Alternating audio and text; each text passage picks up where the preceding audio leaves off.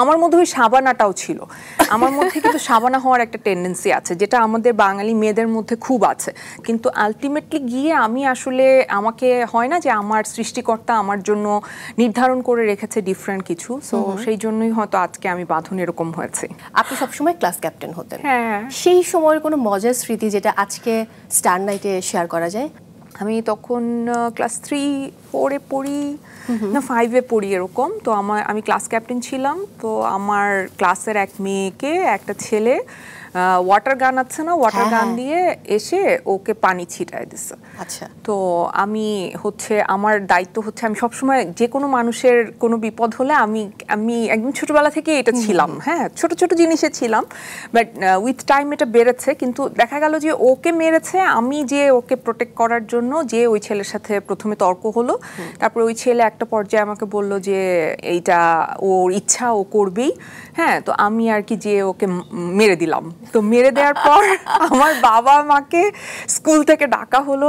আব্বু আম্মুর জন্য এটা খুবই অকওয়ার্ড ছিল, যে হয় না যে ছেলে বাচ্চার জন্য সাধারণত বাবা মাকে স্কুলে ডাকা হয়, ঠিক আছে, হ্যাঁ, মানে আমাদের সোশ্যাল সিস্টেম যেরকম। কিন্তু মেয়ে এরকম একটা ছেলেকে মারছে এন্ড সেই জন্য স্কুল থেকে ডাকছে, এটা আব্বুর জন্য খুব অকওয়ার্ড ছিল। তার মধ্যে আমি আবার ফার্স্ট গার্ল, মানে সব মিলায়, মানে হয় না যে হচপচ একটা সিচুয়েশন। বাট তারপরে আমি আবার সরি বলেছি, এবং এখনো আমি জানি না যে ওই ছেলে এখন কোথায় আছে, বাট আমি খুবই সরি। মানে হলো ডান পিটে যে ব্যাপারটা, এটা সবসময় আপনার মধ্যে ছিল? হ্যাঁ, একটু ছিল, বাট আমার মধ্যে ওই সাবানাটাও ছিল। আমার মধ্যে কিন্তু সাবানা হওয়ার একটা টেন্ডেন্সি আছে, যেটা আমাদের বাঙালি মেয়েদের মধ্যে খুব আছে। কিন্তু আলটিমেটলি গিয়ে আমি আসলে, আমাকে হয় না যে আমার সৃষ্টিকর্তা আমার জন্য নির্ধারণ করে রেখেছে ডিফারেন্ট কিছু, সো সেই জন্যই হয়তো আজকে আমি বাঁধন এরকম হয়েছে।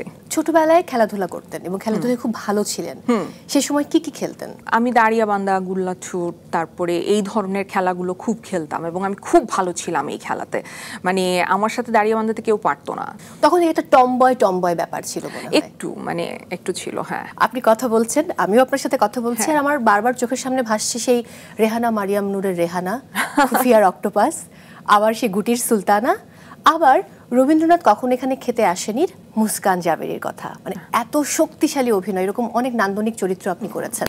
যে মেয়েটি একটা সময় কথা সাহিত্যিক হুমায়ুন আহমেদের সঙ্গে একটু দেখা করার জন্য একটি বিউটি প্রেজেন্টে অংশ নিয়েছিলেন, সেই প্রতিযোগিতা শেষ হবার পর 7 দিনের মধ্যেই তো সেই প্রোডাকশন হাউস থেকে আপনি ডাক পেলেন এবং টানা 2.5 বছর কাজ করেছেন। কি মনে হয়, শুধুমাত্র তীব্রভাবে স্বপ্ন দেখেছিলেন বলেই কি স্বপ্ন আপনার কাছে এসে ধরা দিয়েছিল, নাকি পুরোটাই ভাগ্য?